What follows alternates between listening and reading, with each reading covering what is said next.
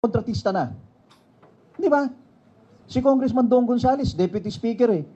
Pero kontratista pala eh. Nandun yung pangalan niya sa ano eh. Sa mga opisyal na mga kontratista. Si Congressman Saldico, party list pa yan. Yung mga party list, mga kontratista na yung mga nandyan. Nung araw kasi yung mga party list, aktivista. Andyan po ang Sanlakas, andyan ang Partido Manggagawa, andyan ang Akbayan, Bayan Muna, Gabriela, Partido ng Anak Pawis. Eh ngayon, tingnan nyo kung sino nandyan ngayon. Mga kontratista, mga nauupo. Meron ngang partido na ang pangalan, kontratista eh. Saan ka nakakita niyan? O ngayon, ang problema ho nito, ang kailangan po nating bantayan at kaya kami nagsama-sama na rin ay upang makatulong doon sa marami ng initiatives na nangyayari.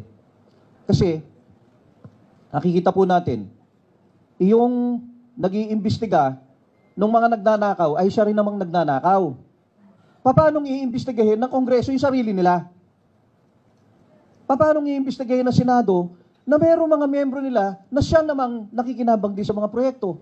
Di ba? Eh, paano mangyayari doon? Kaya nga po, ngayon, gumigising ang taong bayan.